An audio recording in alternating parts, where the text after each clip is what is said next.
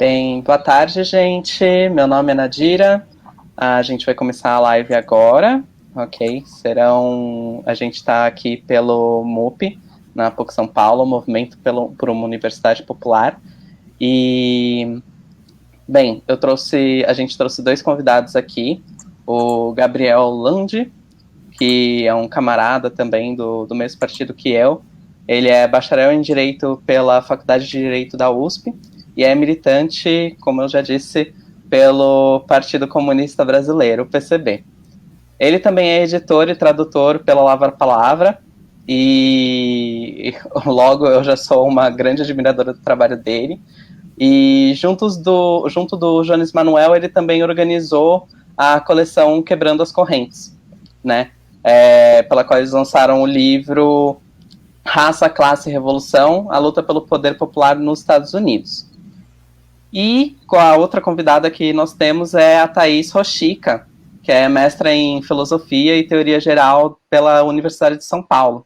Ela também é facilitadora do ensino na Univesp e integrante do Grupo e Pesquisa Crítica do Direito e Subjetividade Jurídica na USP, coordenado pelo professor Dr.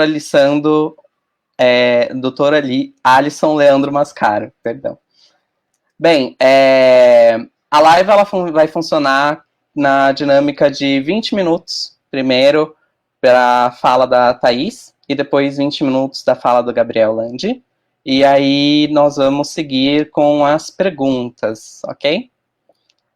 Então, por favor, Thaís, se apresente e pode começar. Olá, muito obrigada, Nadira, obrigada pelo convite, eu estou muito contente em estar aqui hoje para esse ciclo de debates, então, boa tarde a todas e todos, né, esse ciclo de debates sobre o tema Estado de Direito, Democracia e Relações Trabalhistas do Movimento por uma Universidade Popular da PUC São Paulo. E eu quero conversar com vocês hoje sobre uma reflexão que não se impõe aí como uma mera opinião, né, mas como uma crítica necessária. E no movimento da crítica, nós vamos pavimentar aí de modo conjunto o caminho para a compreensão do direito e do Estado e as suas estruturas. E essas estruturas nos revelam aí que não é possível pensar tanto o direito como o Estado como fenômenos fora do modo de produção capitalista no qual nós estamos inseridos e que efetivamente institui essas formas sociais. E isso nos leva a alguns apontamentos iniciais, já quem teve a oportunidade de ler a ementa do que nós vamos tratar aqui na live de hoje. Então, eu quero chamar a atenção para dois desses pontos, né? A primeira delas é em relação à relação entre a chamada igualdade formal e a desigualdade material, né? E a relação do próprio Estado democrático de direito frente, à precarização aí das relações de trabalho. E, na verdade, eu gostaria de reformular essas questões e colocá-las no seu devido lugar. Em primeiro lugar, eu gostaria de tratar a respeito da igualdade formal, né, e quebrar aquela concepção de que a igualdade formal seria uma espécie de ilusão, uma espécie de falsa representação da realidade que se apresenta às pessoas, quando, na verdade, se trataria aí de relações de desigualdade material. Por quê? Né? Porque isso nos leva a uma ideia de que o direito seria um instrumento possivelmente emancipatório, mas que, na verdade, está nas mãos aí de uma classe dominante, de uma burguesia que sustentaria aí conscientemente essa ilusão. Essa é, na verdade, a compreensão da maioria das pessoas que lutam por direitos sociais, né? Então, se parte de uma ideia de que, através da conquista por direitos, se teria potencialmente aí a possibilidade de se garantir uma verdadeira igualdade material, mas que isso só não é alcançado porque existiria um grupo de pessoas que são detentoras do poder, e por poder se pensa, quando se fala disso, estritamente no poder estatal, ou seja, né, naqueles que dominam atualmente as estruturas burocráticas do Estado, sem considerar o domínio do próprio capital, né, como se essas pessoas fossem responsáveis aí por impedir a verdadeira concretização desses direitos sociais e da igualdade material, ou que também é chamada de justiça material, né?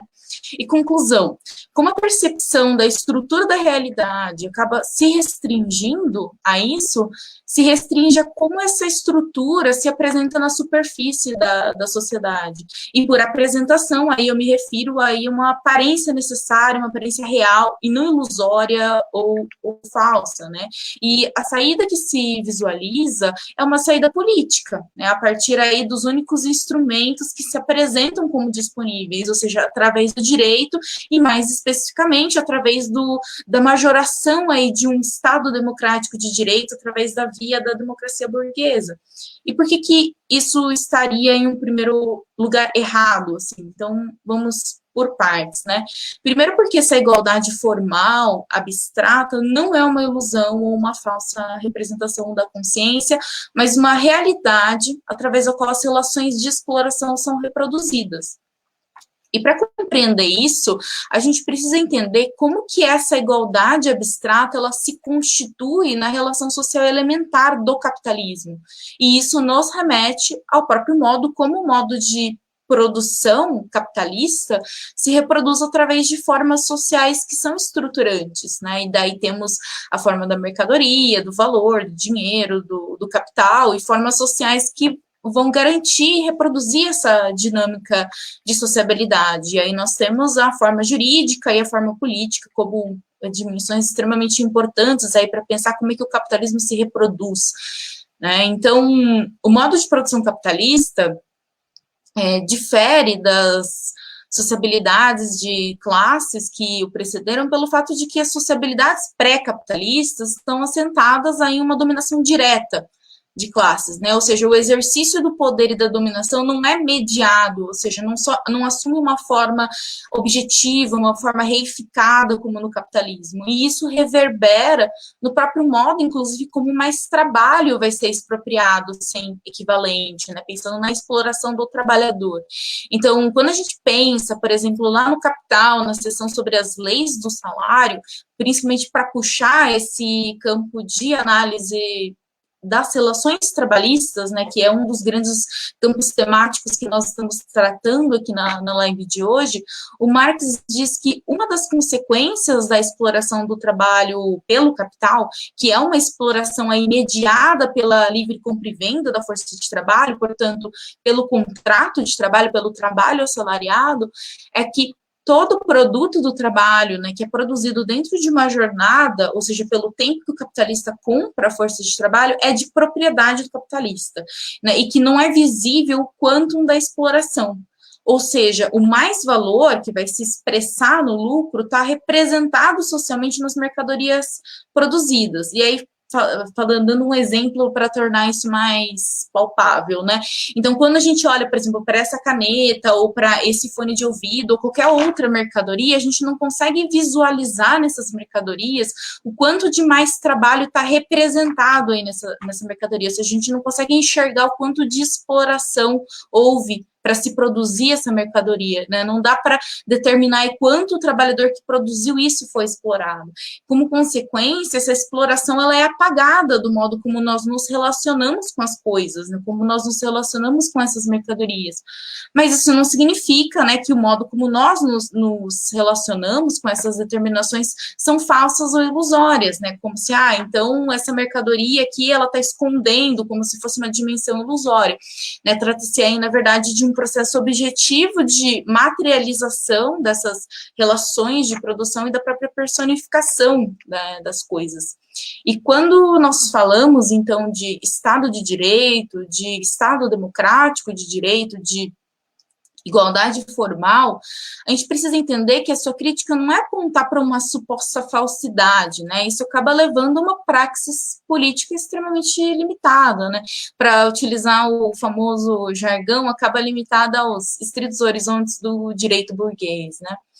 E as relações de trabalho efetivamente cumprem papel indispensável à dinâmica capitalista, né? Através da exploração do trabalho que o próprio capital, como valor que se autovaloriza, realiza esse é um movimento que a tudo consome, né, apagando nesse mesmo processo as subjetividades concretas, ou seja, essa universalidade concreta de coisas, né. E é no capitalismo que nós temos aí um processo da própria separação entre o individual e o social, né, em que a dimensão social acaba se realizando através do apagamento das determinações concretas das coisas, né, transformando aí uma universalidade concreta de pessoas e de coisas a uma universalidade abstrata de coisas, que aí empresta às pessoas as suas determinações sociais, né, transformando essas pessoas em sujeitos de direitos livres e iguais.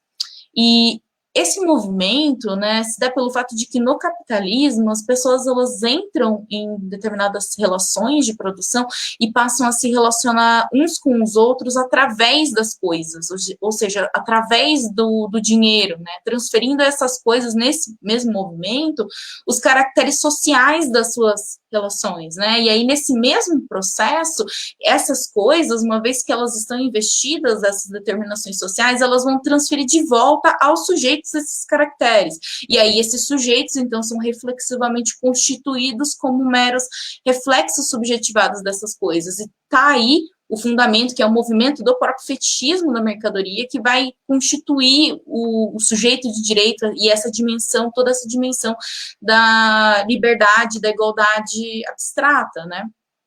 E, evidentemente, todo esse movimento, ele representa toda uma dinâmica de um processo histórico, de um longo processo histórico assentado na violência, na expropriação violenta dos produtores diretos dos seus meios de produção, forçando-os à submissão voluntária do trabalho assalariado.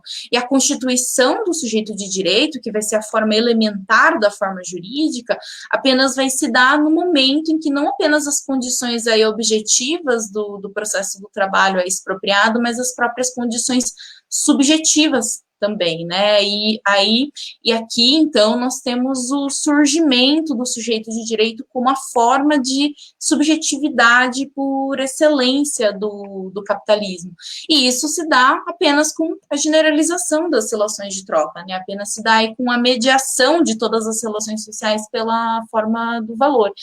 Então, quando falamos que o segredo para compreender o capitalismo parte da mercadoria, que vai ser justamente a objetivação aí do valor, não estamos nos referindo a meras coisas, né, mas a uma forma objetiva de relações sociais que vão fundamentar toda uma dinâmica de interdependência social, expressando nesse mesmo movimento um conjunto de relações de exploração e de domínio.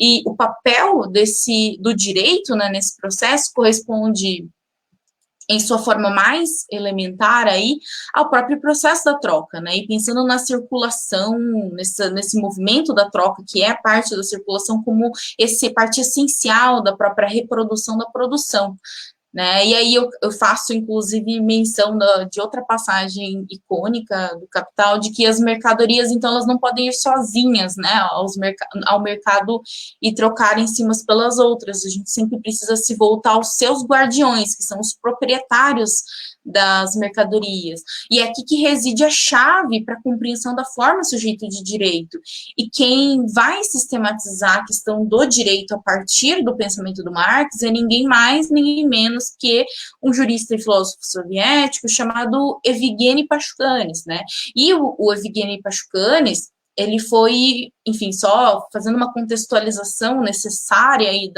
de quem que é ele, para quem eventualmente não conhece, quem não é do campo do direito, mas ele foi um jurista e filósofo soviético, né, cujo ápice aí da produção intelectual foi a década de 1920, mais especificamente ali no período da nova política econômica mesmo, né, 1921 a 1929 foi o período principal aí de produção intelectual.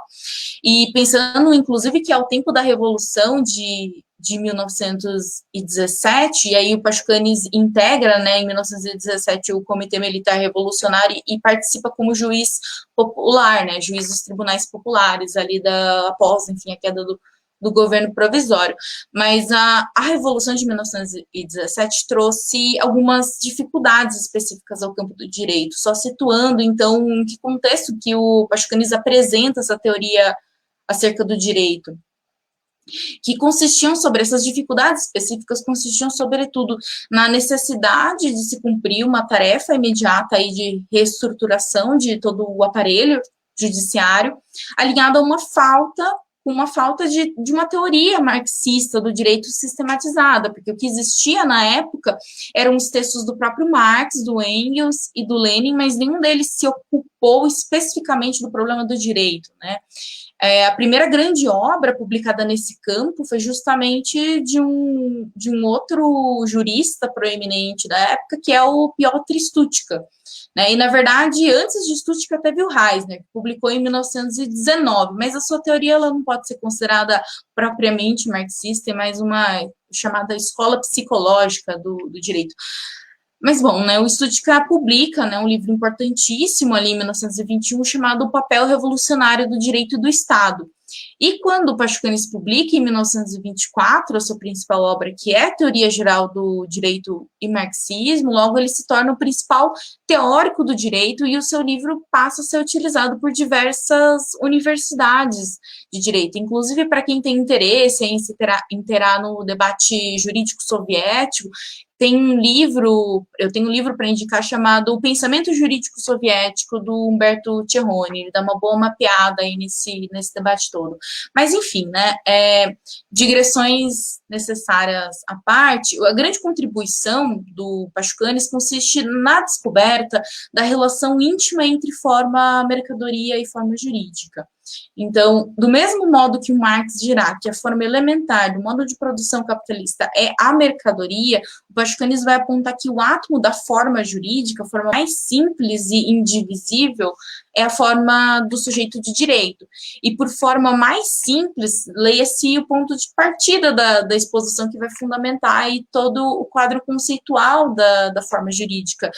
E a investigação do sujeito de direito nos revela, primeiro de tudo, que não é na norma ou no conteúdo do direito que nós devemos procurar o fundamento do fenômeno jurídico, né? Mas na própria relação contratual da troca de mercadorias, onde se dá a compra e venda da força de trabalho. Então, na troca, as dimensões concretas dos sujeitos desaparecem, né? E eles contrapõem-se uns aos outros como proprietários de mercadorias equivalentes. Pouco importa se a tua propriedade está na forma do dinheiro ou na forma da força de trabalho. Então, assim como mercadorias concretamente distintas equiparam-se na troca com esvaziamento completo das suas determinações concretas, né, equiparando-se através da substância que lhes é comum do trabalho abstrato, também os sujeitos se apresentam no mercado a partir dessas determinações, da igualdade, da liberdade e da propriedade privada. E aí, falando um pouco, né, dessa fórmula trinitária de determinação do sujeito de direito, nós temos que os sujeitos, eles são iguais, e aqui eu estou me referindo àquilo que a gente pode chamar de igualdade formal, né?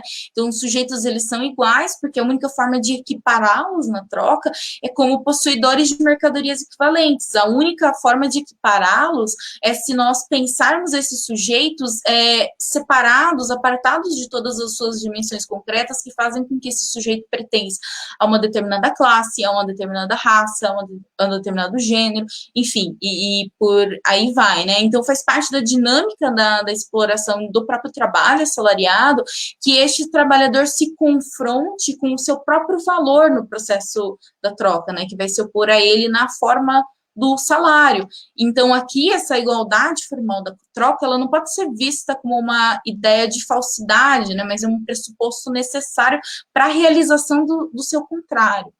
Além disso, além da igualdade, nós temos que os sujeitos de direito, eles são livres também, porque um sujeito, ele não é diretamente obrigado a vender sua força de trabalho para um capitalista determinado, né? Aliás, né, a liberdade que o capitalismo produz é o seu fundamento necessário, porque esse sujeito, ele, um dos pressupostos para própria reprodução do capitalismo é que esse sujeito ele seja duplamente livre, né? Ele tem que ser livre tanto dos seus meios de produção, mas ele também tem que ser livre para vender a sua força de trabalho de forma assalariada.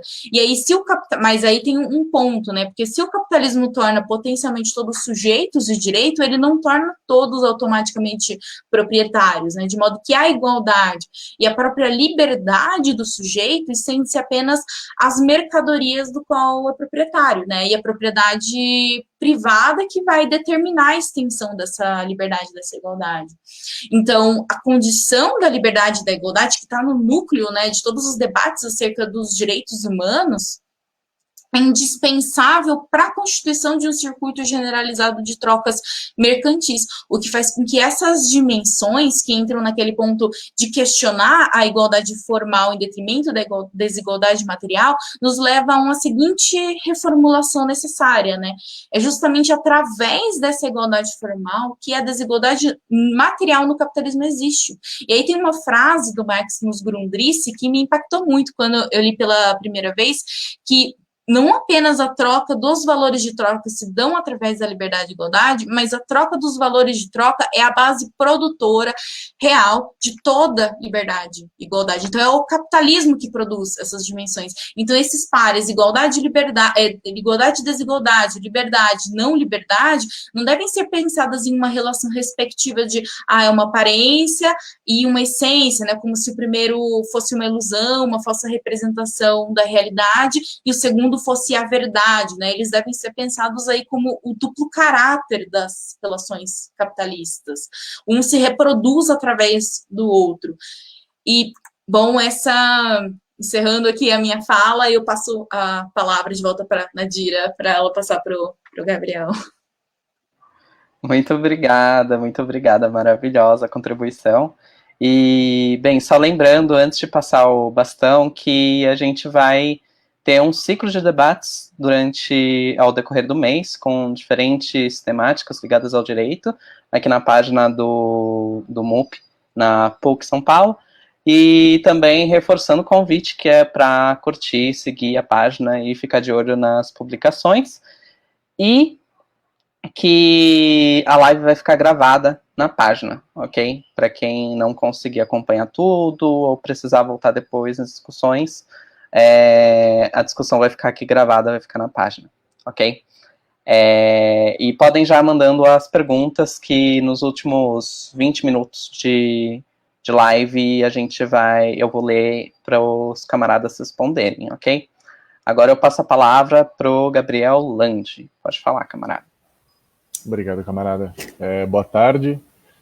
É muito boa a fala da Thaís, agradeço pela exposição geral. Queria até fazer alguns comentários, né? Acho que nesse tocante, para a gente ir aproximando da teoria também para o tema, acho que um pouco também no que diz respeito ao Estado de Direito hoje no Brasil, situação da democracia no Brasil hoje, né? Acho que o primeiro ponto, que é muito bom porque a Thaís, no final, estava justamente tocando nisso, eu acho que é importante lançar a luz, é que quando a gente está falando que as pessoas são iguais, né, a gente claramente não está dizendo que né, a gente está abstraindo uma série de diferenças, porque as pessoas são diferentes. Isso é o primeiro dado. Né? Então, ou a gente vai para uma posição totalmente cética, de dizer como as pessoas são diferentes, a igualdade é uma impossibilidade, né, tipo um materialismo meio mecânico, meio grosseiro, ou a gente presume essa possibilidade de uma igualdade abstraindo algumas diferenças e buscando alguns elementos essenciais. Né? Acho que isso que é importante reter em mente, que a igualdade jurídica, e aí que está, acho que essa correlação dela com a igualdade mercantil, é uma igualdade que vai dizer 3 casacos, sei lá, é igual a 10 botas. Então você pode trocar 3 casacos por R$50. Né? Você está dizendo assim, essas duas coisas, ainda que em quantidades diferentes, elas são da mesma qualidade. Só por isso que elas são permutáveis, né? E aí está o truque inteiro da desigualdade por trás da igualdade, né? Todo mundo é igual, acontece que alguns são iguais com mais dinheiro no banco, né? E outros são iguais com menos dinheiro no banco. Então, no fim das contas, dentro das relações, e aí acho que também é importante ter isso em mente, é que essa igualdade ela é real na média. Ela não é real para cada caso, de cada relação, de cada pequeno intercâmbio. Né? Então, se você pega o país Brasil, na média, o salário ele orbita algum valor da força de trabalho nacionalmente constituído, através de um processo histórico. Né? Não vamos discutir esse processo de formação do valor da força de trabalho. Mas isso não, ainda que isso seja verdade para a média geral, né, essa média vai orbitar algum valor historicamente constituído da força de trabalho, isso não é verdade para cada caso. Né? Vai ter gente que vai ganhar abaixo disso, vai ter gente que vai ganhar acima disso, vai ter gente que... Né, Então, também, acho que o que é importante em analisando as formas simples da produção mercantil, tem vista que primeiro, né, essas formas simples, elas estão presentes em várias sociedades pré-capitalistas como uma coisa residual, né? Isso está muito dado em Roma, né? E nessa relação, principalmente entre o direito romano e o direito da ius gentium, né? Então, existia uma igualdade entre os pater-famílias romanos, regida pelo direito civil romano, né? Essa igualdade não atingia o gentil, não atingia os escravos, não atingia as mulheres, não atingia os bárbaros, não atingia um monte de gente fora, mas ela existia entre os pater-famílias, no seu senado, etc., né? Mas numa relação totalmente secundária, né? Meio fenomênica da sociedade, que é o excedente da produção, ele vira comércio.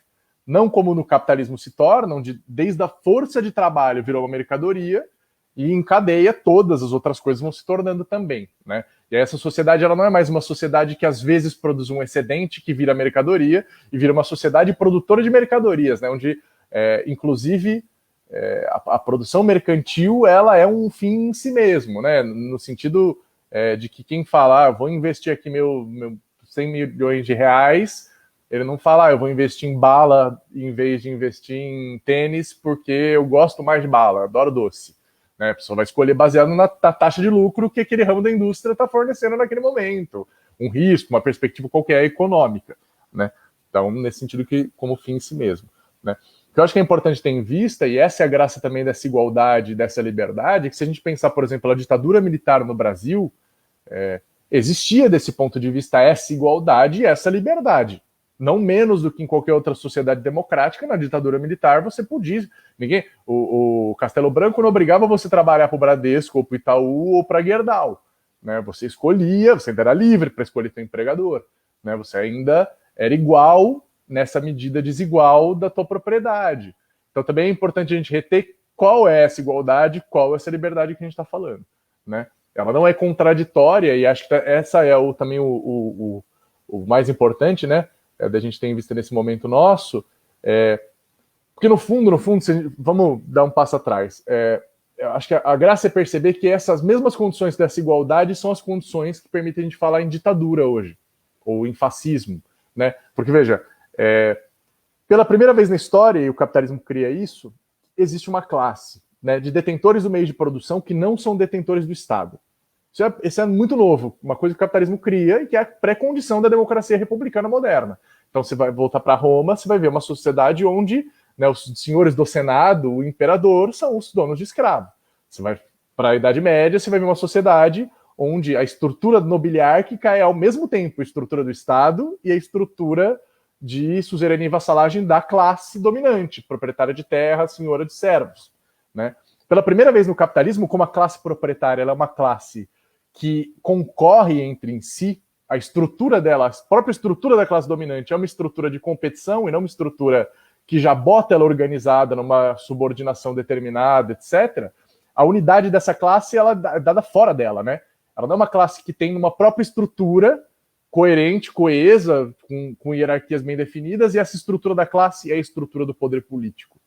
Né? Então, pela primeira vez, esse Estado que surge, ele é um Estado que ele não está sentado no burguês pessoalmente, né, como a Thaís estava falando do poder pessoal, e sim assentado na manutenção dessas relações, dessas condições de existência que oscilam. O que não, inclusive, quer dizer que muitas vezes esse Estado vai contra esse ou aquele setor dos burgueses. Então, se pela primeira vez o Estado não é propriedade da classe dominante, e por isso, em alguma medida, a massa pode, através de formas de influência várias, do voto, da pressão, de sequestrar o prefeito, várias formas de pressão possíveis e imagináveis, ela pode influenciar rumos de decisões, etc., etc., né? Ao mesmo tempo, essa é a mesma condição que cria a possibilidade de uma hora esse próprio Estado, a revelia, inclusive, da burguesia, pessoalmente considerada, né? Fala, não, ó, chega de bagunça, essa sociedade está o caos, nós somos uma parte aqui do Estado chamado militares, nós somos uma parte aqui do Estado chamado judiciário, e a gente vai pôr ordem nessa coisa. Então, essa mesma independência, essa autonomia relativa que o Estado tem em relação à burguesia é a pré-condição para essa democracia formal, que de tempos em tempos existe, e a pré-condição para essa ditadura militar, fascista, ou qual que seja, que de tempos em tempos também pode existir nessa sociedade. Né?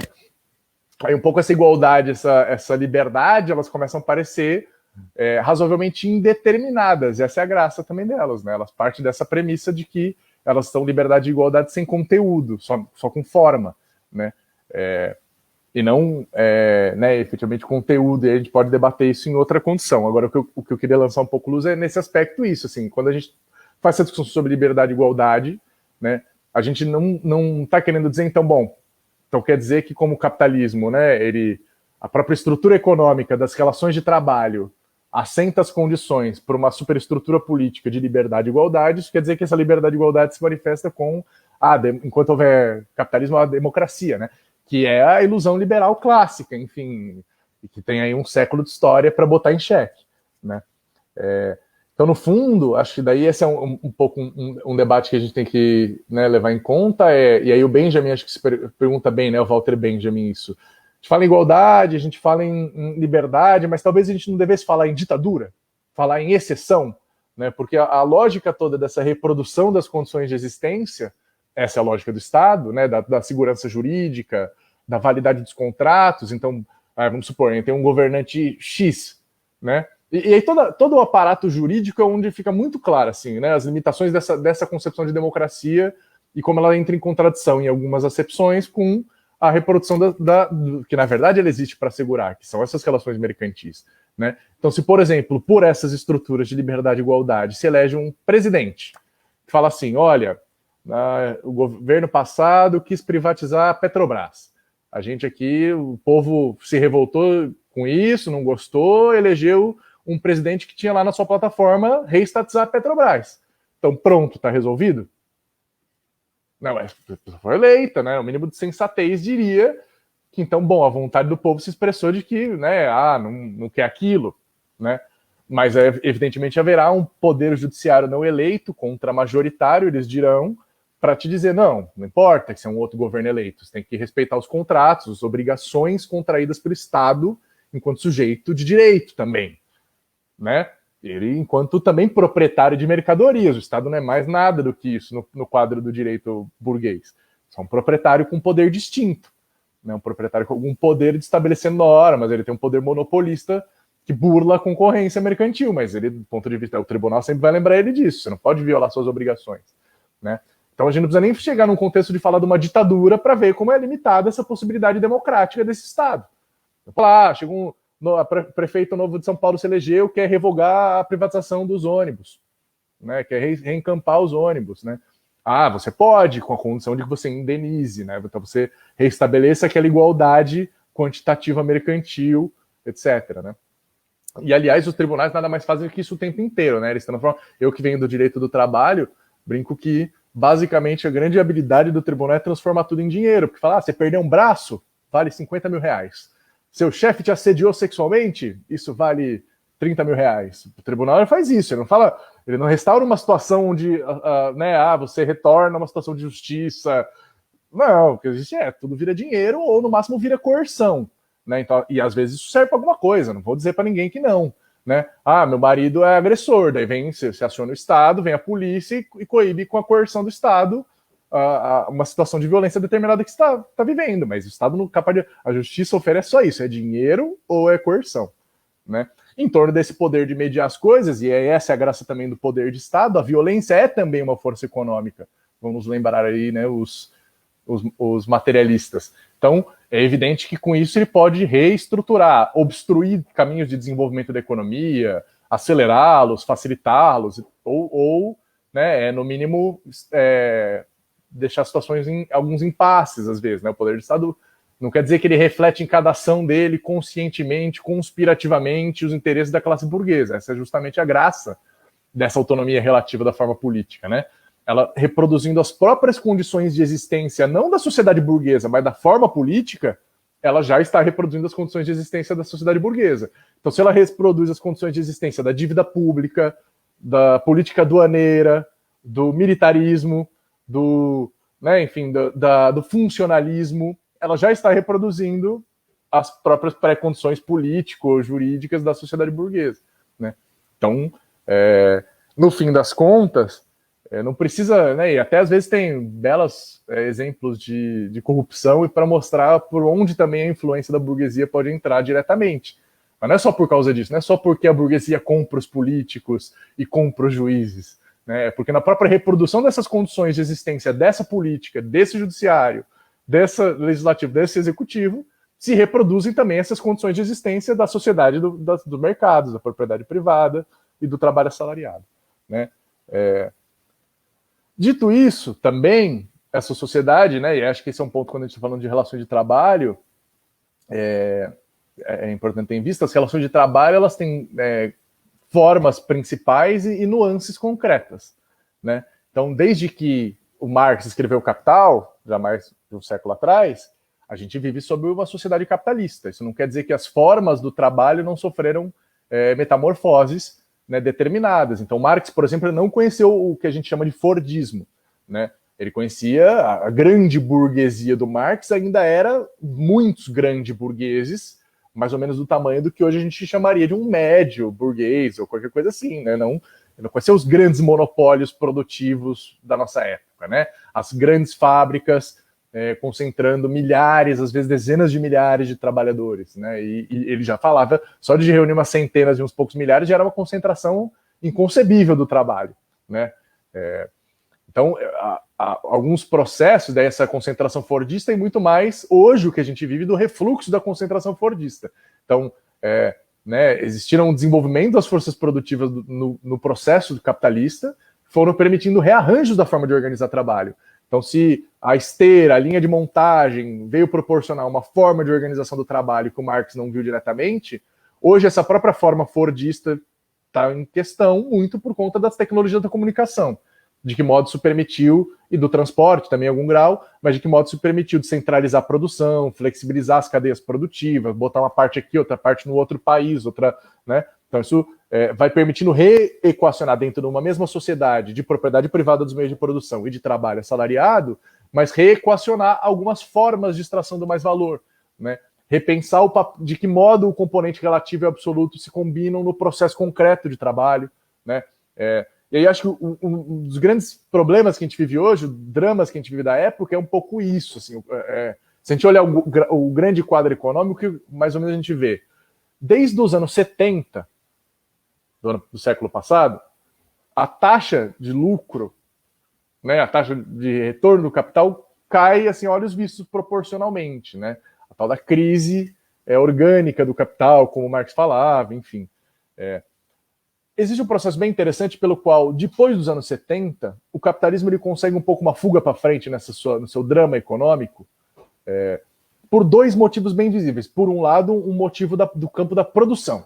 Então, né, subitamente, novas tecnologias da comunicação vão permitindo repensar uma série de processos, né? E, por outro lado, um processo político e um pouco da circulação, né? No sentido de que, de repente, né, por uma série de motivos, metade do mundo que estava fora das rotas mercantis capitalistas passa a ser passível de privatização e de exploração com o mercado com o fim da União Soviética. Então o capitalismo ele conseguiu, além de um grande triunfo ideológico, né, nos anos 90, uma bela de uma fuga para frente, sem resolver os seus problemas de fundo. Pelo contrário, uma fuga para frente mesmo, porque é uma fuga especulativa, por um lado. Por outro lado, é uma fuga que aumenta, né, o drama do descompasso da taxa de lucro do capital, porque justamente, né, aumenta a tecnologia, aumenta as forças produtivas, eleva o nível delas, precisa de menos trabalho e extrai menos valor, mais valor por tempo de trabalho, né? Então, enfim, no fundo, o que o capital estava fazendo era criar as condições para uma crise ainda maior, que vem em 2008, né? E da qual nenhum país desde 2008 virou e falou, olha, aqui resolvemos, aqui as taxas de lucro voltaram ao que era antes, aqui a taxa de crescimento voltou a ser o que era pré-2008. Ninguém mais fala que estamos em crise, mas no fundo esse é o quadro, né? E na verdade um quadro de que uma nova crise ainda maior pode vir em cima, né? Não só não tem perspectiva de superação dessa, como tem perspectiva de que ela se aprofunde, né? Ano sim, ano não, o pessoal fala que algum banco alemão pode quebrar, basta acompanhar os jornais, né? Porque quem arrasta a Europa nas costas, segundo os capitalistas hoje, é a Alemanha, e aí o grande medo é, se a crise estourar próxima da Alemanha, o mundo inteiro vai para o buraco de vez, os Estados Unidos já está mal das pernas, a hegemonia deles não é o que era antes, etc, etc. Então, um pouco por isso, por uma grande, né, e aí fazendo um breve abreviado, a gente consegue ver um reflexo desse problema econômico, dessa crise grave de reprodução do capital que a sociedade vive, a expressão disso na política em cada país, não só no Brasil. Né? Um pouco porque o capital parece ver que a única saída que ele tem para continuar se reproduzindo é rearranjar essas relações, e rearranjar elas em desfavor do trabalhador. Né? Então, se a época do fordismo monopolista permitiu algum tipo de homogeneidade das condições de trabalho, criações de direitos, e aí é importante pensar como o direito do trabalho joga um papel contraditório na sociedade capitalista, né? Porque ele é produto da luta da classe trabalhadora por direitos. Só que arcar com esses direitos não é a mesma coisa para Ford e para o bar do seu Zé da esquina, né? Então, tipo, o direito do trabalho, ao elevar as condições de trabalho, ao elevar o valor da força de trabalho, né, ele nivela esse valor num patamar que às vezes não é competitivo, não é viável para determinados volumes de capitais se investirem. Então, o que você vai ter? Um quadro crônico no qual um monte de pequeno proprietário odeia de morte o direito do trabalho, porque eu não tenho condição de arcar com isso. Né? Os monopólios conseguem relativamente, na verdade, isso ajuda eles a ir concentrando o capital, porque né, você pega, as pequenas montadoras vão falindo, as grandes montadoras vão comprando, as pequenas fábricas vão falindo, as grandes fábricas vão comprando, né, por conta de como ele incide o direito do trabalho no processo concorrencial, até um ponto em que você chega no qual, onde esse direito, já não compensa mais tanto, porque ele não só não está mais, talvez, sendo tão funcional para acelerar esse processo de monopolização, como, na verdade, novas formas mais flexíveis de produção permitem acumular mais valor do que, comparativamente, esse modelo fordista mesmo com direitos permitia. Né? Então você começa um processo de ofensiva, as previdências públicas, um processo de ofensiva. Né? Nunca a previdência pública foi era inconcebível que um negócio que 120 anos atrás era doação que um bando de peão fazia para poder comprar um caixão quando morresse alguém e não tivesse dinheiro para comprar. Isso é a previdência, de onde ela veio. Em algum momento isso virou uma instituição de Estado, e hoje ela é um volume de dinheiro tão grande que horroriza qualquer banqueiro ver isso aí sem dar juros. Então, do tipo, né, toda essa metamorfose que a luta da classe trabalhadora imprimiu a instituições, né, que da época concorrencial do capital para a época fordista do capital se tornaram viáveis, se tornaram ponto de apoio de instituições sociais adequadas a essa época da acumulação capitalista, hoje parecem estar em profunda contradição com essa acumulação. Daí um pouco que a Terceira República, como todas as outras repúblicas do planeta Terra, vivem em crise, né? Estão feridas de morte, porque a menos que o capital consiga, sem rever os velhos acordos jurídico-político de direitos em torno das condições de trabalho, né, consiga de algum modo mágico retomar sua taxa de acumulação anterior, a aposta da burguesia vai continuar sendo o máximo possível desestabilizar essas instituições e tentar miná-las. Óbvio que o interesse da burguesia nesse processo não né, pelo menos não enquanto classe, né? Talvez individualmente vários burgueses adorariam ver um ditador no poder. A maior parte da burguesia no Brasil até acha o Bolsonaro um problema, mas prefere esse problema arrancando direitos das pessoas, correr o risco, né, ditatorial que pode implicar essa alternativa, em nome de obter aquilo que ela quer, que é essa terra arrasada, né, contra os direitos dos trabalhadores. Enfim, gente, já me estendi um pouquinho. Gostaria de ficar à disposição para as perguntas, né? É um debate que tem uma infinidade de coisa para falar. A gente nunca sente que falou o que precisava. Mas agradeço aí o convite e fico à disposição. Imagina, a gente que agradece, Lande. Bem, agora a gente vai para as perguntas, reforçando que a live vai ficar gravada, tá? Aqui na página. E, bem, compartilhem, por favor, e sigam a página e fiquem atentos e atentas e atentes a todas as publicações que a gente vai fazer, porque os próximos debates eles vão ser colocados na timeline também. Bem, então indo para a primeira pergunta, camaradas, e aí responda quem preferir, é do Almeida Dan, e a pergunta é: no campo específico dos trabalhadores mais diretamente ligados ao sistema de justiça, como advogados, funcionários, burocracia da justiça, etc., que forma vocês enxergam de conectar as disputas teóricas do direito com os movimentos concretos de disputa política? Tem uma segunda, que é do Gabriel Pedroso, que é como entra a questão do desemprego estrutural no ponto da liberdade para vender a força de trabalho nessa igualdade jurídica. E a Aninha Peinotti perguntou também, ou na verdade pediu para comentar, sobre o ensino, pesquisa e extensão na área do direito nas universidades públicas e privadas, a partir da experiência que tiveram durante o curso, e na pós também. E agora a Giovanna Nagamini trouxe mais uma pergunta que é: por a forma da igualdade derivar da forma mercadoria, de que modo isso também acaba legitimando a desigualdade racial e de gênero? Eu vou colocar essas perguntas agora e assim que acabarem as respostas, eu passo para as próximas, ok? Bom, tudo bem. Eu vou começar então falando, vou falar um pouco sobre as duas primeiras perguntas, né? Primeiro deles é a questão das perspectivas mesmo de luta, daquilo que é possível fazer, principalmente pensando no papel dos trabalhadores aí do sistema de justiça, né?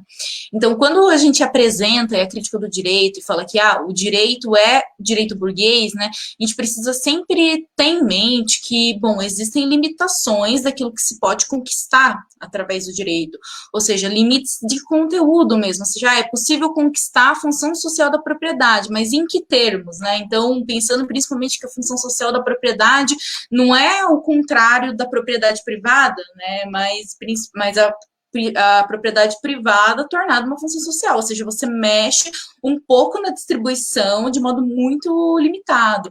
No entanto, a gente também não pode entender essa questão de falar que o direito é o direito burguês no sentido de que, então todo direito é o direito burguês, então não vamos fazer nada, a gente cai num certo niilismo político mesmo, e é isso aí, né? Na verdade, não é nada disso, né? A questão é sempre vislumbrar as limitações dessa luta e o seu horizonte. Então, quando a gente analisa, por exemplo, alguns textos mesmo mostrando como é que se dá esse embate da luta de classes, principalmente no plano do direito, a gente tem que, vamos supor, as limitações jurídicas da jornada de trabalho ou da conquista de direitos trabalhistas, né?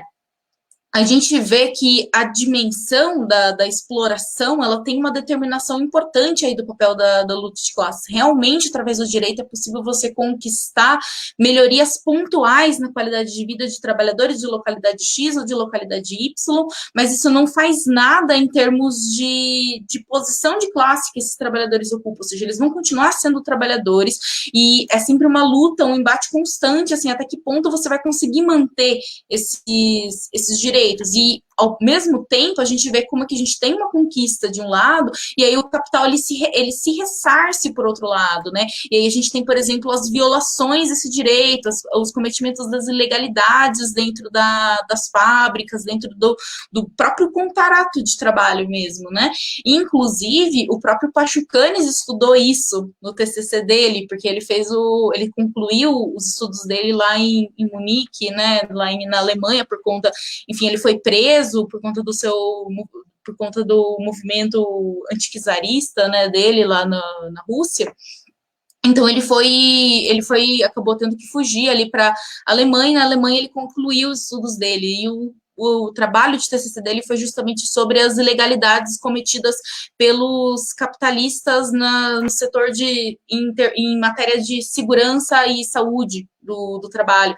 Então, o capital, ele vai se ressarcindo em outros pontos. E aí, amarrando, inclusive, com essa questão do desemprego, quando a gente vê, porque a questão do desemprego, ela está relacionada a um ponto da própria lei geral de acumulação capitalista, ou seja, os capitalistas, eles vivem em regime de concorrência, né? Então, por ser um regime de concorrência, um capitalista, ele vai lucrar mais que o outro através do quê? Através ou a extensão da jornada de trabalho, ou então você revoluciona o seu meio de produção e faz com que você antes precisasse de 10 trabalhadores produzindo X mercadorias, agora você só precisa de um trabalhador para produzir 10 vezes mais. Ou seja, o que acontece com esses 9 trabalhadores? Eles simplesmente são expulsos desse setor produtivo, e não necessariamente haverá a teoria da lei da compensação, né, que é própria da teoria política burguesa, que vai falar que não, esses 9 trabalhadores eles vão ser reinseridos em outros lugares, né? Na verdade, não necessariamente. Aí esses trabalhadores eles são jogados aí a uma espécie de exército industrial de reserva e eles exercem função de pressão sobre os trabalhadores que estão empregados, né? E isso faz com que você consiga permitir uma queda dos salários e consiga permitir aí, inclusive, criação de condições de trabalho extremamente precários, né? Ou seja, essa igualdade jurídica da qual nós estamos falando seria a igualdade que permite que você insira dentro dessa lógica do sistema capitalista esses trabalhadores que vão ser empregados. Agora, esses que estão no campo do exército industrial de reserva, eles ficam sempre ali preparados para serem mobilizados para o campo que abrir espaço, né, para eles se inserirem. Então, e as crises, as próprias crises do capitalismo, eles vão revelar esses limites dessas conquistas no campo do direito, né, que são aí, inclusive, em períodos em que você tem uma crise estrutural do capitalismo, porque o capitalismo a todo momento ele está superando crises, mas principalmente em momentos de crises estruturais, inclusive atualmente a gente pode dizer que a gente vive num período de crise estrutural, seria a crise do neoliberalismo mesmo, que vai ter início ali em 2008, que aqui no Brasil chega com força completa a partir de 2013, 2014, né?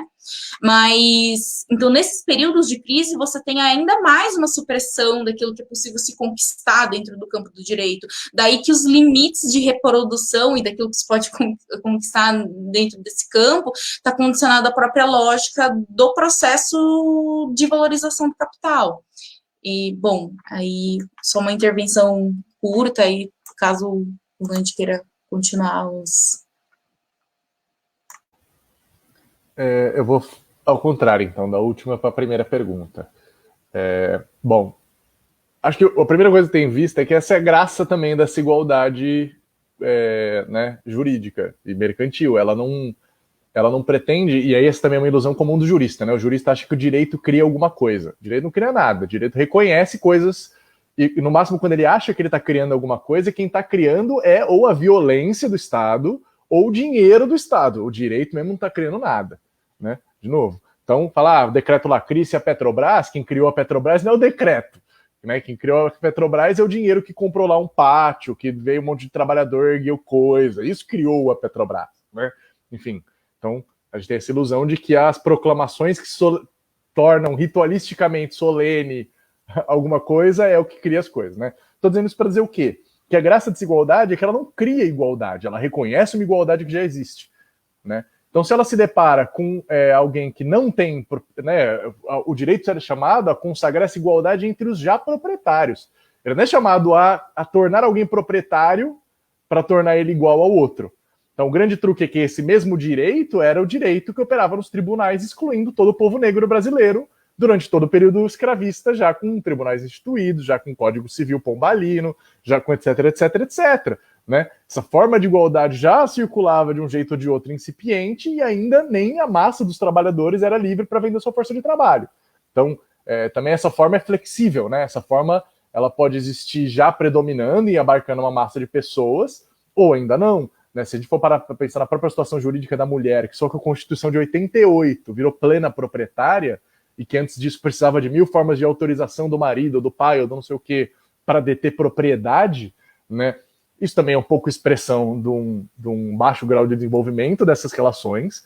Não é à toa que a gente está falando, né, de 2 casos, tanto a escravidão dura tardiamente, quanto a nem poder ser proprietário para as mulheres, que dura até os anos 80. Né? A gente não está falando não à toa de um país dependente, com todas as contradições que tem a ver com isso, né? Mas eu acho que nesse aspecto que essa igualdade ela nunca reverte uma desigualdade real, né? Ela sempre a consagra no muito, que é aquela frase clássica do STF, quando o STF quer aprovar alguma medida progressista, liberal progressista. Ele diz assim, aristotelicamente, igualdade aos iguais, desigualdade aos desiguais na medida em que se desigualam. Então, pronto, porque, exato, um casaco não é igual a uma braçada de linho, você precisa de 20 braçadas de linho para ser igual a um casaco. Então, na medida em que eles se desigualam, você acha o quantum dessa desigualdade e você intervém nela, remediando ela. No máximo é isso. Foi o argumento do STF nas cotas raciais, É o argumento quando criminaliza a homofobia e diz que tem alguns tipos de pena que devem ter agravante, por isso a desigualdade, não sei o que lá, né? Então, enfim, essa igualdade ela não reverte essa situação de não proprietários dos não proprietários, né? Essa igualdade ela simplesmente senta em cima, e daí quando ela se reverte não pela própria necessidade lógica dessa igualdade formal, sim por uma necessidade histórica imposta pela massa das mulheres brasileiras, né, nas suas lutas em torno da Constituinte, imposta, né, pela massa do povo negro em fuga, lutando nos quilombos e impondo, né, junto com as pressões econômicas, a abolição da escravidão, etc, etc. Né? Inclusive porque ela é uma igualdade que coexiste até com uma igualdade, a mesma lógica dessa igualdade mercantil, um casaco igual 20 braçadas de linho, ela permite até o voto censitário. Ela vai falar assim, não, todos são iguais, todos são cidadãos, mas tem cidadãos que valem mais que os outros, tudo bem, são problemas de quantidade. Daí vem o voto censitário, e todo mundo é cidadão, mas tem alguns que o voto vale mais, outros que o voto vale menos, etc, etc. Isso foi o modelo político defendido pelos liberais em muitos países, até que a massa trabalhadora impôs o voto universal, independente das condições pecuniárias, né? Então, eu acho que essa igualdade, e aí, daí nisso um pouco, vou para a primeira pergunta, né? Acho que a grande graça dos profissionais do direito é que a massa da população, por um lado, ela não tem vários hábitos jurídicos que os profissionais do direito têm. Mas a massa, por mais que não tenha esses hábitos, ela tem uma crença no direito que o profissional do direito não tem. O profissional do direito, no geral, é um cínico, né? Ele não sabe de verdade que não é justiça aquilo lá. Ele sabe de verdade que quem está escrevendo a decisão do juiz é o estagiário, sabe assim? Então, tipo, ele não tem a ilusão de que aquilo é tudo um negócio muito mágico e que aquelas pessoas sabem muito e que por isso aquilo é verdade e justiça. Ele, no máximo, acha que aquilo é o mais perto que dá para chegar de um sistema funcional de justiça, né? Mas ele já tem uma abordagem um pouco cética, mais desiludida com toda essa firula ideológica que o direito tem, né? Com ele o problema vira outro, vira esses hábitos todos do pensamento igualitário jurídico, que estão lá muito enraizados na cabeça, de ver justiça como equivalência, né? Mais enraizado até do que na massa das pessoas. Na massa das pessoas isso está presente no olho por olho, dente por dente, não com uma forma tribunalesca, né? Assim, então acho que desse jeito contraditório, o profissional do direito ele está um pouco mais a par de algumas falsidades ideológicas e mais conectado a outras. O desafio dessa crítica é justamente, quando está falando do trabalho político entre essa camada da sociedade, tentar mapear né, de que modo o modo do combate é outro. O jurista saca melhor de que realmente aquilo lá não é a justiça, os togados não são gente iluminada, e com a população, você vai ter que, no geral, você vai ter que passar por algumas camadas de outros debates antes de chegar nessa discussão que a gente está fazendo aqui sobre o direito, né? Sobre a questão do desemprego, acho que a Thaís, né, só isso que vale sempre frisar, assim, o desempregado ele não está fora do mercado de trabalho, né? Ele está computado lá. Essa igualdade, de novo, é só em média. Ela não é o direito de todo mundo ter o trabalho. Ela é a liberdade de todo mundo vender sua força de trabalho e a liberdade de quem quiser comprar força de trabalho o que quiser. Ele não é obrigado a comprar força de trabalho que ele não quer, você não é obrigado a vender força de trabalho que você não quer. É essa a igualdade. Em média, tá todo mundo empregado, porque mesmo quem não está empregado, essa demanda sem oferta de trabalho está computada no valor do salário de quem está empregado. Tudo bem, resolvida a igualdade, né? Essa é a graça do sistema contábil de igualdade capitalista. E aí, indo um pouco para a pergunta da Ana, olha, o que eu vi de ensino, pesquisa e extensão, veja. Primeiro que a extensão tem muito pouco quando tem nas públicas, nas privadas eu tive menos contato ainda, né? E muitas coisas se salvam, mas se salvam porque lutam contra as instituições para existir, né? Não é que as instituições falam, não, sou uma instituição pública, então eu sou muito mais legal que uma privada, então eu gosto muito de, né, gastar meu recurso aqui com estudante que quer ajudar gente ferrada, né? Porque no fundo é isso que é o quadro geral da extensão no Brasil, né? A maior parte dos estudantes quer, já que eu não sou obrigado a fazer isso aí, eu não quero ter que passar por. Quando muito faço a pesquisa, porque tem lá o TCC obrigatório, beleza, né? Também entendo, a realidade do estudante trabalhador brasileiro é de não querer mais trabalho. Compreendo também, né? Agora, enfim, um quadro, né? E aí a pesquisa, né, assim, Para nem falar no ensino, na pesquisa. Daí a pesquisa é glosa, né? Porque o pessoal pensa, no direito, o pessoal pensa a pesquisa como pensa uma petição, né? Então, tipo, pensar, eu pego meia dúzia de norma lá, né, explico os fatos, vejo que norma que se adequa aos fatos, tiro uma conclusão, né? A pesquisa no direito, no geral, é uma petição, o método, né? O que não quer dizer que também nesse terreno não haja, mas é sempre, né? Ou quando surgem grupos por estímulo de algum professor, professora, né, no geral do campo da esquerda, daí pode ter honrosas exceções à direita, de pesquisadores sérios do direito, que criam um grupo, mas o mais como toda pesquisa universitária no geral é marcado por também toda uma dinâmica de bajulação, beijamão, que no mais das vezes, o mais da pesquisa universitária, do trabalho acadêmico universitário, tem mais disso do que de pesquisa, de ensino e de extensão, né? Um esforço hercúleo de gente, e aí nem falando dos orientandos, para falar dos orientadores mesmo, né? Porque orientando não é nada mais do que um semi-escravo, né? Que fica lá em troca de uma reação, no máximo de lealdade, de uma reciprocidade abstrata lá, que pode vir um dia, fazendo trabalho de graça para o professor, né? No mais dos casos é isso, assim, também, de novo, né? Toda generalização tem seus problemas, etc., né?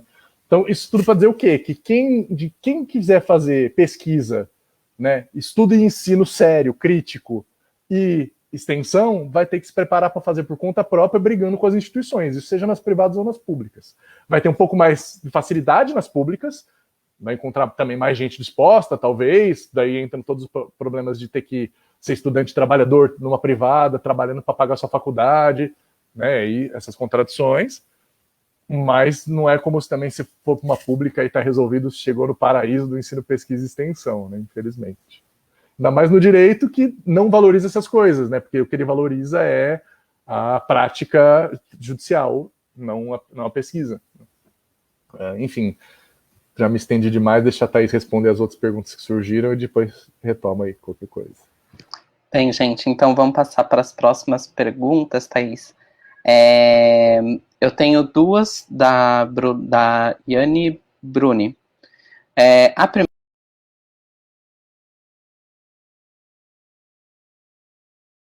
Lê aí, Thaís, se vira dos 30.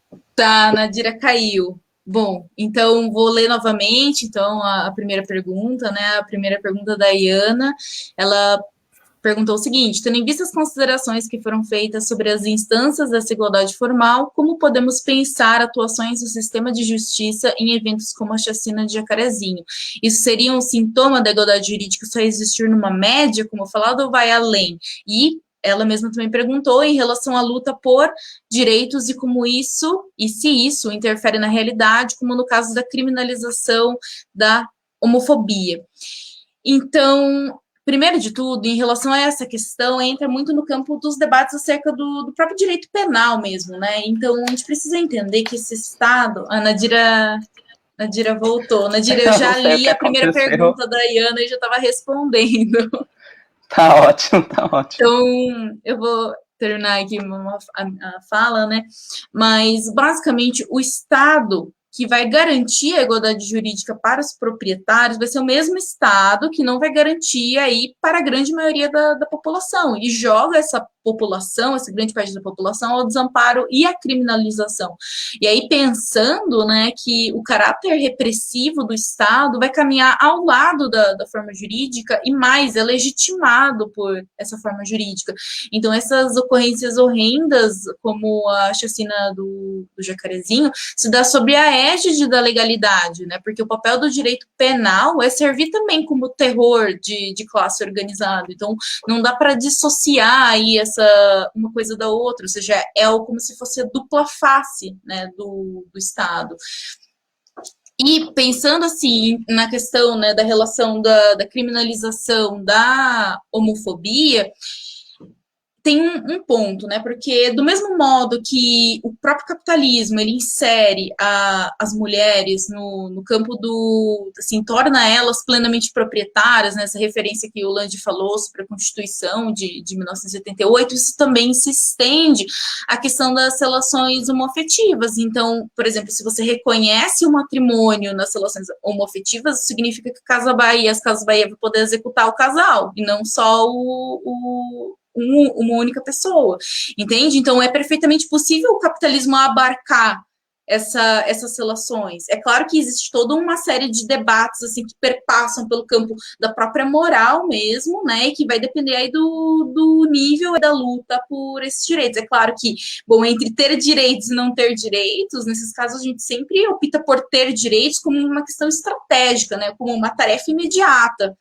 como um instrumento de luta imediato. E aí isso acaba também servindo como norte para principalmente nós que somos do campo do direito, né? Eu, o Land, né?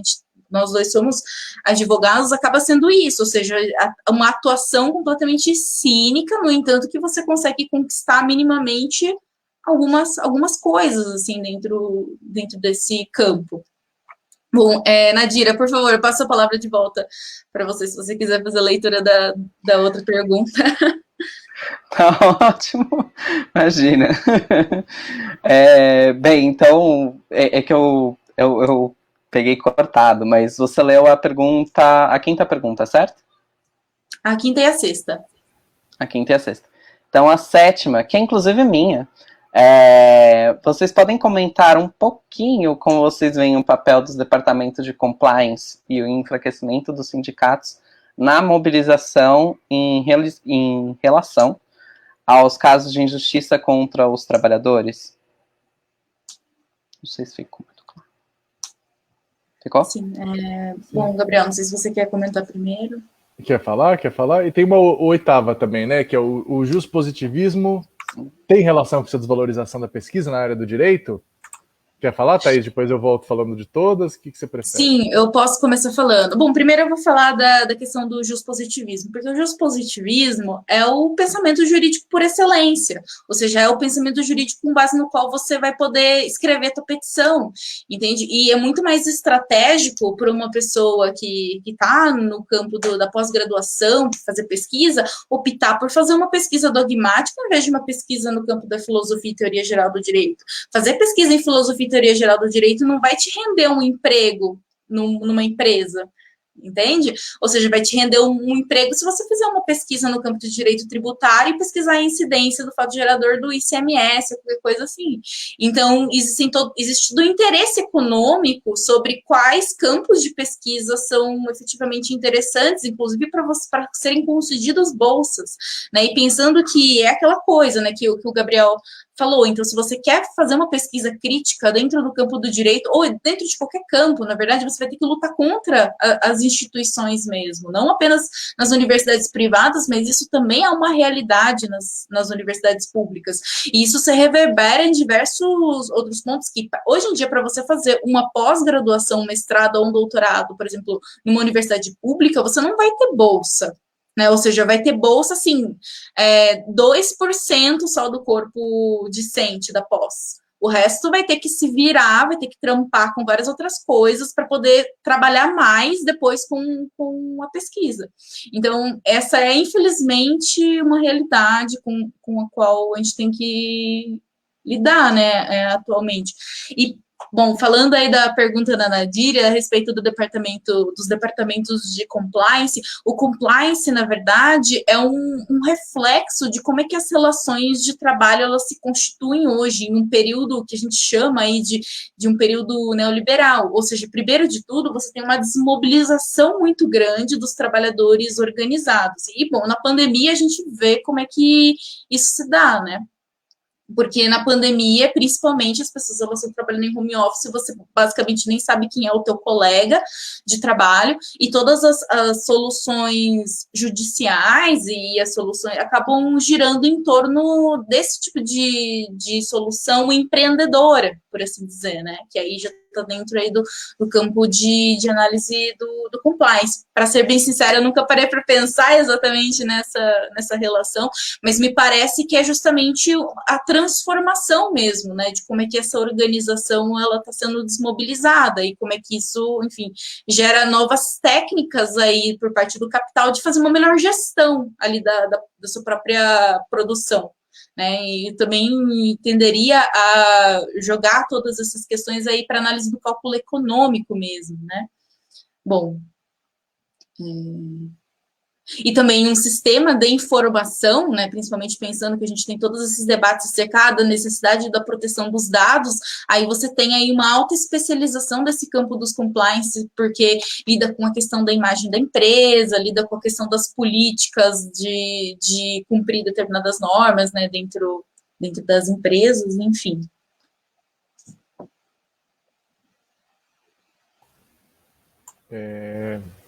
Bom, pensar algumas questões. Eu acho que primeiro vale a pena eu fazer um comentário um pouco geral sobre essa questão.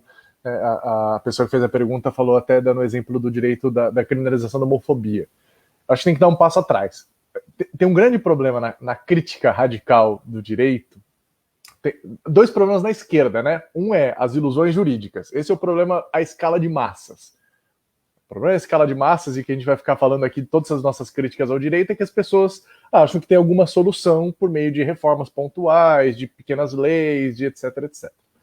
Aí quando as pessoas já superaram esse primeiro erro teórico, elas tendem a cair no segundo erro teórico, que é falar, então nada disso presta para nada, joga pro alto. Eu acho que a posição materialista dialética adequada, né, é uma que consegue olhar também para esse processo de luta por direitos de uma perspectiva crítica. Não só falar isso, né? Como Marx brincava, a gente não vira só para o mundo e fala, vocês estão tudo errado, aqui está a verdade. Né? A gente ajuda o mundo a entender a verdade pela qual ele já está lutando. Então as pessoas, elas acham que estão lutando por direitos. De verdade, elas estão lutando por melhores condições de existência.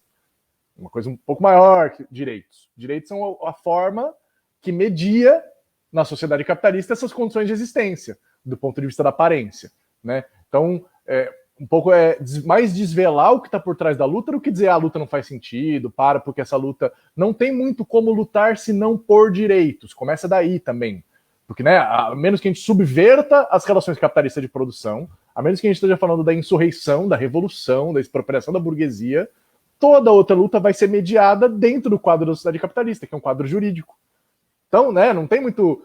acho que o grande desafio é olhar um pouco como, por exemplo, para mim, o jurista que eu mais gosto, Lenin, formado em Direito, olhava para os direitos. Tem um texto dele muito legal sobre a lei, sobre as multas. Na época, existia muito desconto dos trabalhadores por multa, a multa porque atrasou, a multa porque a peça ficou defeituosa, e daí uma série de greves começa a botar na ordem do dia uma lei que regule as multas. O que pode cobrar, qual que é o limite, como é que tem que ser a prestação de contas, papapá. O Lenin participa dessa luta, quando termina a luta, os trabalhadores ganham essa lei, o Lenin analisa ela e fala, olha, a lei ela vai vedar isso, isso e isso é bom. Mas olha essa lacuna aqui, olha esse buraco outro, o próximo problema vai surgir daqui. Né? Então a gente tem que sempre olhar essa luta e quando termina ela falando, legal, conquistamos direitos. Onde está o furo? Né? Porque em algum lugar está. Em algum lugar, em algum terreno daquela nova legislação, novos problemas vão se deslocar, porque os problemas não vêm da falta de uma lei que regule, vem do fato de que a tendência principal da sociedade é a acumulação e a vida das pessoas que seja moída no caminho. Né? Então, cada nova vez que a gente tentar frear isso com uma nova conquista jurídica, não vai resolver o problema, vai deslocar ele para outro lugar. E é esse o olhar crítico que a gente precisa ter para de direitos em direitos e, na verdade, não preparando, pronto, temos direitos o suficiente, mas ir preparando os próprios lutadores por direitos. É aí que tem que estar nosso foco. Em como nesse processo de luta por direitos, uma massa trabalhadora vai adquirindo cada vez uma maior organização, uma maior consequência, vai percebendo que, lutei, consegui direito e apareceu problema de novo. Vai percebendo que, então, talvez isso não baste, né? Mas vai criando também sua própria força social para mudar essa situação. Também não existe fora da luta por direitos um jeito de constituir a organização e a consciência que os trabalhadores precisam para resolver de fato essa situação, né? Então, acho que essa é um pouco a dificuldade da coisa. Sobre o juspositivismo também, eu acho que também, não é só o juspositivismo, como predomina a ideologia juspositivista na universidade e as pesquisas são ruins. É o contrário, é do tipo assim, como o papel do advogado na divisão do trabalho é um papel muito particular, né? Do tipo, o cara que está estudando química, a menina que está estudando física, ela tem um objeto não social de estudo. Né? Aí ela vai estudar aquilo lá, tal. Ou a pessoa que está nas sociais, ela tem um objeto de estudo que é social, mas que não reflete a conclusão dela não reflete imediatamente em nada. O direito tem essa graça que o método que ele aplica como função social é um método que parece um método de conhecimento. Não à toa, a primeira fase do bagulho chama fase de conhecimento. Né? Então, assim, isso leva espontaneamente jurista a ter uma ilusão de que o objeto de estudo dele é uma coisa, não uma relação entre pessoas. 2, de que o método de conhecer essa coisa coincide com o método de usá-la. Por isso que a gente fala do operador do direito. Né? Então, acho que é isso muito mais que a posição peculiar dessa instituição, que é a Faculdade de Direito, e esse profissional, ou advogado, ou juiz, ou o que seja, é que explica muito mais por que o juspositivismo é o que predomina. Né? Tem uma tendência no próprio trabalho concreto a essa confusão entre o método do conhecimento e o método da técnica, né? A ciência técnica. Daí fica 1000 fraseologias filosóficas debatendo isso. A técnica, a ciência, o saber, a arte. Mas será que não é arte? Sabe? Porque não tomou o pé de entender. Não, é só um trabalho, só uma parte necessária da divisão social do trabalho numa sociedade mercantil desenvolvida. Só isso, assim. Né? E aí, por fim, sobre a pergunta da camarada sobre o compliance, né? Eu acho que a gente tem que ter, por trás dessa igualdade, essa igualdade é uma igualdade que existe entre os produtores privados. Isso que também é muito importante de ter em mente. O lugar dessa igualdade é no mercado. O lugar dessa igualdade não é na unidade produtiva. Na unidade produtiva não existe igualdade. Tipo, não existe igualdade primeiro na forma. Né? Tipo, qualquer forma, vamos pensar que a gente tem uma fábrica de... Uma empresa que faz madeira, extrai madeira, outra empresa que faz cadeira. Né? No mercado, a empresa que faz cadeira compra da empresa que dá madeira, faz madeira, tanta madeira. Tem uma relação de igualdade aí, eles são iguais no mercado. Agora vamos supor que em vez de duas empresas diferentes, fosse a mesma empresa, um grande monopólio que faz madeira e faz cadeira. A hora que a parte da empresa que faz madeira manda essa madeira para a parte da empresa que faz a cadeira, ela não ganha em troca dinheiro. Não tem aí uma relação mercantil mediando essas relações. Né? Se não tiver mais relação mercantil mediando essas relações, não tem mais forma de igualdade a relação entre elas. Então acho que é isso que é a graça. Dentro da unidade produtiva não tem relação de igualdade. Na esteira, na linha de montagem, quando vai a peça que eu apertei um parafuso e foi para o próximo, isso não é uma relação de intercâmbio, de troca, de igualdade. Então, na fábrica, dentro da unidade produtiva, o que reina é o despotismo fabril, como Marx vai chamar, não a igualdade. Né? Acho que essa é um pouco a relação, o compliance, todas essas práticas antissindicais, elas vão se mudando às novas formas de organização do trabalho, mas sempre nessa chave de que, aqui dentro não é a relação de igualdade que predomina.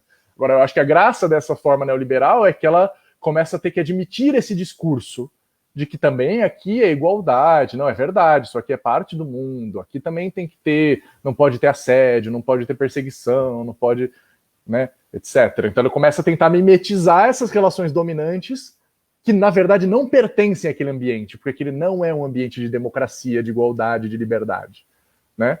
Sim, você vai lá reclamar, você tem voto, né? Assim, então não é, ela está, né, artificialmente mimetizando e, no fundo, para cumprir esse papel desarticulador, né? Mesmo que não seja na maldade, né? Às vezes entrou alguém legal na RH e, nossa, descobriu uma técnica nova que deixa a equipe mais feliz e olha que coincidência, faz produzir mais, né? E beleza, não é muito maquiavélico muitas vezes, é só espontâneo. Mas por que é espontâneo? Porque é espontâneo na sociedade socializada do capital, né? Então as pessoas tendem a mimetizar essas relações. Aí só sobre a pergunta de Jacarezinho, perdão por me estender. Acho que assim, tem algumas questões, né? E aí ele volta a questão da luta por reformas, assim. E aí, sempre que eu debato segurança pública, eu me pego um pouco com isso, sabe? Porque quando você pega o mais avançado do debate sobre segurança pública, as pessoas vão falar de controle democrático da segurança pública. Né? Tem que estar totalmente sob o controle da população. Aí eu acho muito engraçado essa imagem que a gente tem de que é possível que uma massa das pessoas desarmadas mande na minoria das pessoas armadas. Veja, eu acho que se isso fosse possível, não precisava nem ter arma. Né? Acho que se tem arma é porque de algum jeito não deu para conseguir isso. Né? Porque essa sociedade está dividida por alguns conflitos dramáticos. Né? Então eu acho que o grande problema nosso sempre defrontado com isso é, por um lado, a gente vai sempre estar naquele quadro da luta por reformas, então a gente exige que o judiciário apure, exige punição dos envolvidos, mas a gente não consegue, de um golpe, superar esse quadro. Tipo, a gente não consegue, na luta contra, né, denunciando os crimes em Jacarezinho, lutando pela punição dos envolvidos, lutando por... ou mesmo, imediatamente, essa luta não é a desmilitarização da polícia. Mesmo a desmilitarização da polícia não é imediatamente o fim da ostensividade policial, porque aí tá lá para provar a polícia civil fez o que fez em Jacarezinho. Né? Então também não, o problema não é só que a polícia é militar, mas também o que é acabar com a ostensividade da polícia? Promulgar um decreto que fala assim, a polícia não pode mais usar força letal? Tá, mas continuam as contradições de violências sociais. Né? Então, tipo, a solução passa por algum lugar que não parece ser nenhuma das coisas que espontaneamente a gente poderia reivindicar em torno dessa luta. Né? De um lado vai ter a posição que vai dizer, então, essa luta não quer dizer nada, a posição mais da torre de marfim possível, do tipo, eu não vou me sujar nesse debate real. Assim, as pessoas que se danem, né, com seus sofrimentos, com suas injustiças que elas sofrem, com as opressões que elas sofrem. E do outro lado, a luta que não vai ver que o quão pouco é o que é possível. Né, assim, conseguiu... ou, sei lá, só vendo nos Estados Unidos, né, essas lutas do Black Lives Matter, assim, quando muito consegue responsabilizar um cara. Enquanto isso há 2 anos brigando para responsabilizar esse cara, quantos mais policiais não mataram, quantos mais negros e negras de lá para cá, né? E quantos continuarão, assim, tipo, agora acabou, prenderam esse cara, o Eric Garner, o cara que matou o Eric Garner, né? Pronto, agora não haverá mais, né? Então a gente é posto nessa situação dramática, do tipo, a gente tem que lutar por algo que não vai bastar. Não dá para não lutar, não dá para se enganar achando que vai resolver. O que vai resolver? Mudar radicalmente as condições de existência da sociedade e fazer de cada luta pontual dessa, pelo pouco que der, um ponto de avanço, de organização, de conscientização, né, do povo perceber que ele precisa tomar na sua mão a responsabilidade sobre isso. Enquanto as favelas dependerem da polícia para fazer sua segurança, né, do tipo, não haverá muito uma solução, né, me parece, do impasse. Então, com esse clamor discreto pelo armamento geral do povo e contra o exército regular que eu encerro minhas respostas. Gente, fenomenal. Queria dizer nada mais além disso. Não, brincadeira.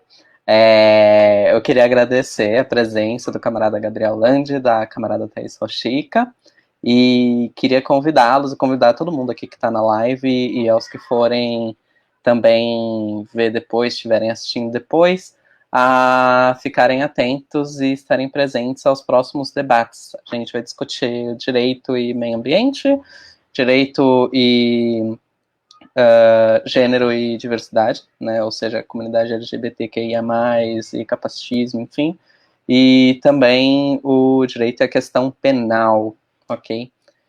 Eu agradeço muito a presença de todos, não se esqueçam de seguir a página, de dar like ou qualquer outra reação nas publicações e também voltarem aqui conosco e contribuírem com perguntas e discussões muito pertinentes. Obrigada, viu, gente? Aqui encerro. Tchau, tchau. Boa tarde. Boa semana para todo mundo. Obrigada, Nadira. Obrigada. Tchau, boa semana. Obrigada.